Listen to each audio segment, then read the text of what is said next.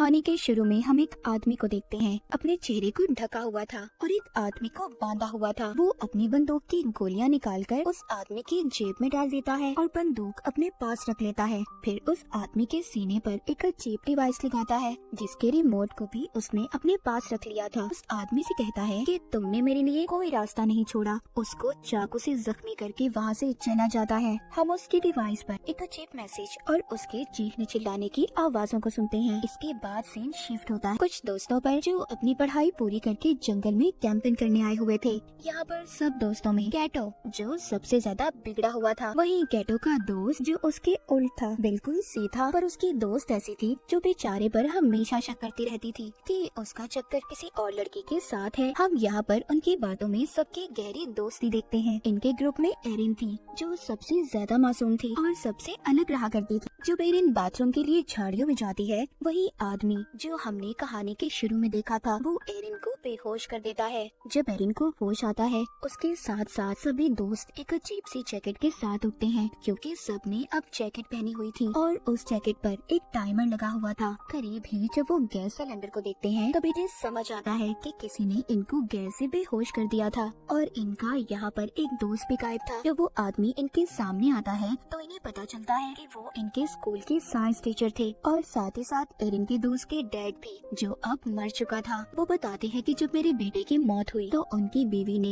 इस सदमे से अपनी जान ले ली जिस वजह से उन्होंने अपनी फैमिली को खो दिया। अब उन्हें ऐसा लगता था कि कहीं न कहीं इन दोस्तों में से ही कोई कातिल है जिसने मेरे बेटे को मारा होगा। वो कहते हैं आज तो तुम्हारी दोस्ती का इम्तिहान है। वो जैसे ही अपने हाथ में लिए रिमोट को दबाते हैं, सबकी जैकेटों पर लगी हुई डिवाइसेस ऑन हो जाती हैं। आज तो टेस्ट में सिर्फ वही बचेगा जिसके पास सबसे ज्यादा वक्त होगा। इसके बाद वो अपने आप को ही गोली मार लेते हैं। ये देखकर सब काफी ज्यादा डर जाते हैं। अपनी अपनी जैकेट्स को निकालने की कोशिश कर रहे थे पर वो निकलने का नाम नहीं ले रही थी। उन्हें समझ नहीं आ रही थी कि आखिर टाइम की खत्म होते ही होगा क्या। वो देखते हैं किसी की डिवाइस में बहुत ज्यादा टाइम था और किसी के पास बहुत कम। उनकी सबसे बड़ी परेशानी ये थी कि दूर दूर तक उनके लिए कोई मदद नहीं थी और इनके टीचर ने सबके फोन्स को भी तोड़ दिया था। अब उन्हें समझ नहीं आती कि वो सच में एक बड़ी मुसीबत में है। एक दूसरे से लड़ने लगते हैं पर अभी भी कुछ को ये मजाक लग रहा था। जब ये आगे जाते हैं तो इनको अपना दोस्त बॉबी मिलता है जो एक पेड़ से लटका हुआ था। बॉबी की दोस्त उसको आजाद करने के लिए आगे बढ़ने वाली थी। तभी दूसरी दोस्त कहती है हो सकता है ये चाल बॉबी की हो, हमें यहाँ पर फंसाने की, क्योंकि इसने ही हमें यहाँ पर बुलाया था।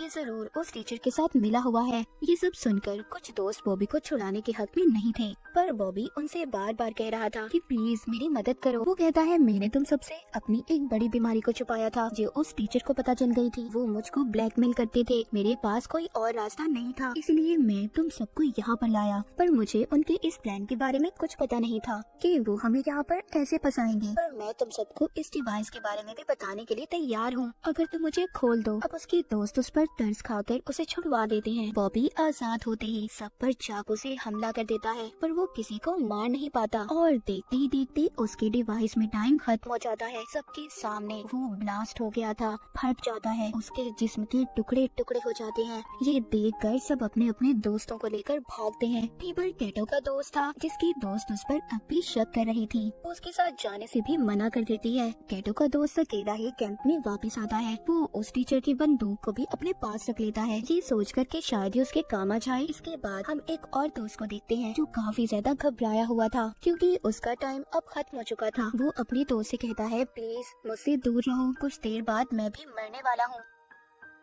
पर तभी जब इसकी एक और दोस्त इनके पास आ रही थी तो ये गलती से उस पर फ्लैशलाइट से हमला कर देता है जिससे फौरन ही उस लड़की की जान चली गई थी। पर होता कुछ ऐसा है कि उस लड़की के पास जो टाइम बचा था वो सारा इस लड़के को मिल गया था। वो बहुत परेशान हो गया था। इनकी एक सहीन दोस्त कहती है जिसको अब सब कुछ समझ आ गया था, हमारे डिवाइसेस में कुछ ऐसे सेंसर्स हैं जो इंसान मारेगा तो उसका सारा वक्त दूसरे इंसान को मिल जाएगा, बिल्कुल पबजी की तरह, हथियारों की बजाय बचा हुआ वक्त। दूसरे इंसान को ट्रांसफर हो जाएगा। उस टीचर ने जानबूझकर ये सब किया था कि सब एक दूसरे की जान ले सके। अपनी जान बचाने के लिए सब सुनने के बाद सारे दोस्त एक दूसरे के दुश्मन बन गए थे, क्योंकि सबको अपनी जान प्यारी थी। दूर खड़ी एक दोस्त भी इनकी सारी बातें सुन रही थी, जो थोड़ी पागल थी। उसके चेहरे पर उसकी नीयत साफ नजर आ रही थी, क्योंकि उसका टाइम जो खत्म होने वाला था। वो एक लकड़ी का टुकड़ा उठाकर सब पर वार करने लगती है, पर सभी वहाँ से भाग गए थे। अब यहाँ पर नजर आता है सब दोस्तों का असली चेहरा। सभी एक दूसरे की जान के दुश्मन बन चुके थे। दो दोस्त जल्दी से दोबारा कैंप की तरफ भागते हैं, क्योंकि उनके पास अभी भी एक फोन था जो वो कैंप में ही छोड़ आए थे, मगर उसमें भी सिग्नल नहीं थे। इसीलिए ये फोन को लेकर ऊंचाई की तरफ भागते हैं। उधर एरिन को कैटो का दोस्त अपना पार्टनर बन जाने का कहता है और दोनों आगे मदद के लिए निकल पड़ते हैं। उधर दूसरी तरफ इनकी एक और दोस्त जो अपने शिकार की तलाश में थी, क्योंकि उसका टाइम खत्म होने वाला था। जब ये कैटो को अपने पास आते हुए देखती है तो उस पर हमला कर देती है। पर चाना कैटो अपनी जान बचाने के लिए उस लड़की से कहता है, तुम कहती थी ना कि मेरा दोस्त तुम्हें धोखा दे रहा है, उसका चक्कर किसी और लड़के के साथ था। हाँ, वो कोई और नहीं बल्कि तुम्हारी बेस्ट फ्रेंड है, जो मुझे उसके फोन से पता चला। उस पागल लड़की को एक और मौका मिल गया था किसी की जान लेने का। ये अपनी ही दोस्त के ऊपर चाकू से हमला कर देती है, पर वो दोस्त एक ही झटके में उसके ऊपर वार करके उसी को मार देती है। अब उस लड़की को भी गेम की समझ आ चुकी थी कि भले कैटो ने उसे मरवाने की कोशिश की, पर यही रास्ता है इस गेम में सरवाइव करने का, जिंदा रहने का।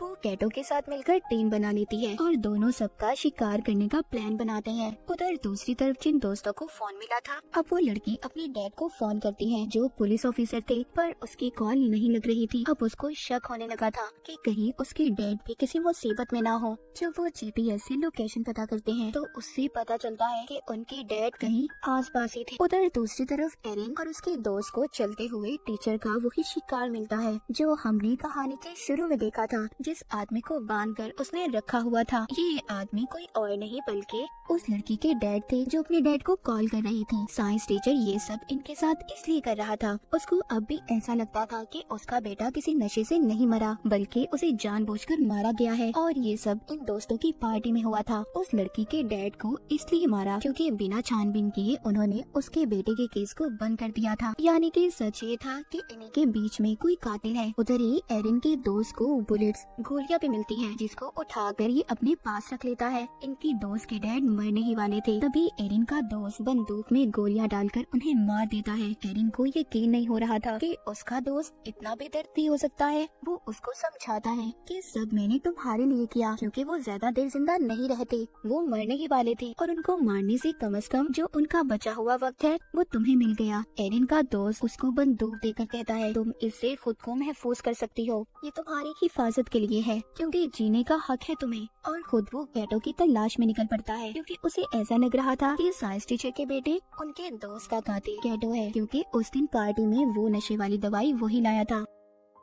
अब एरिन अपनी उसी दोस्त से मिलती है और उसको उसके डैड के बारे में बताती है। ये सुनकर वो बहुत ज्यादा रो रही थी। एरिन कहती है, अभी हमारे पास रोने का वक्त नहीं है, हमें जल्दी रिमोट को ढूंढना होगा। वो इन दोनों को उस रिमोट को ढूंढने का कहती है और खुद कैटो के पास जाने का फैसला करती है कि उसकी जान खतरे में है। उधर कैटो को भी उसके दोस्त ने ढूंढ लिया था। इन दोनों की बहुत ही खतरनाक लड़ाई होती है। उस लड़ाई में कैटो ने अपने दोस्त को मार दिया था। फिर कैटो अपने एक और दोस्त को मारने की कोशिश करता है और आखिर में कैटो ने उसकी बंदूक लेकर उसे भी मार दिया था। जिस दोस्त को उसने मारा था उसके पास सबसे ज्यादा टाइम था, जो सारा अब कैटो को मिल चुका था। लेकिन कैटो को तो इस गेम में जीतना था, वो अभी भी पास कहाँ आने वाला था। वो एक और दोस्त को मार देता है। कैटो अपने आखिरी शिकार की तलाश में था, जो एरिन और उसकी एक और दोस्त थी। जैसे ही ये उनके पास जाता है, एरिन की दोस्त इस पर बहुत चिल्लाती है कि उसने उनके सभी दोस्तों को मार दिया, पर वो इसकी तरह कातिल नहीं बनना चाहती थी, इसीलिए इसे चाकू से जख्मी करके भाग जाती है। पर भागते हुए वो सोचती है कि अगर कैटो भी मर गया फिर भी तो इस गेम में एक ही बचेगा, इसीलिए वो अब एरिन को मारने की कोशिश करती है और उसकी तरफ बंदूक कर लेती है। यहाँ पर कहानी का सच तो कुछ और था। एरिन की दोस्त उसको बताती है, उस लड़के से मुझे बहुत नफरत थी, वो स्कूल में हमेशा मेरे से ज्यादा नंबर लेता था और उसकी वजह से मुझे स्कॉलरशिप भी नहीं मिली। उस दिन मैंने उसकी ड्रिंक में दवाई मिलाई थी, पर मैं ये नहीं जानती जानती थी कि वो सच में मर जाएगा और मैंने ही अपने डैड से कहकर उसके केस को बंद करवा दिया। वो एरिन को बंदूक देकर कहती है, मुझे मार दो, जिंदा रहने का हक सिर्फ तुम्हें है। पर एरिन ऐसा करना नहीं चाहती थी। तभी पीछे से कैटो आ जाता है और एरिन की दोस्त पर हमला करके उसे मार देता है। एरिन की दोस्त की जान उसकी गोद में निकलती है। कैटो के पास एरिन से कम वक्त था और अगर उसे जिंदा रहना था तो उसे जल्दी एरिन की जान लेनी होगी। लेकिन वो यहाँ पर ये भी जानता था कि एरिन के अंदर इतनी हिम्मत नहीं है। बार बार वो एरिन को गोली चलाने पर उकसा रहा था। एरिन बहुत सोचती है पर उसे नहीं मारती। उसकी टांगों पर गोली मार के उसकी डिवाइस के हवाले छोड़ देती है। आखिर में कैटो भी ब्लास्ट होकर मर जाता है और एरिन इस गेम की विनर बन चुकी थी। उसने इस गेम को जीत लिया था। वो डिवाइस भी खुद ब खुद बंद हो जाती है। थोड़ी देर बाद सुबह हो गई थी। एरिन जंगल से बाहर निकलती है। उसको एक आदमी मिलता है जो अपनी गाड़ी पर था, पर एरिन का ऐसा हाल देखकर वो मदद करने से इनकार कर देता है। कहानी के आखिर में एरिन की हमें खतरनाक मुस्कुराहट को देखते हैं। इसी सस्पेंस के साथ ये कहानी यहीं पर खत्म हो जाती है।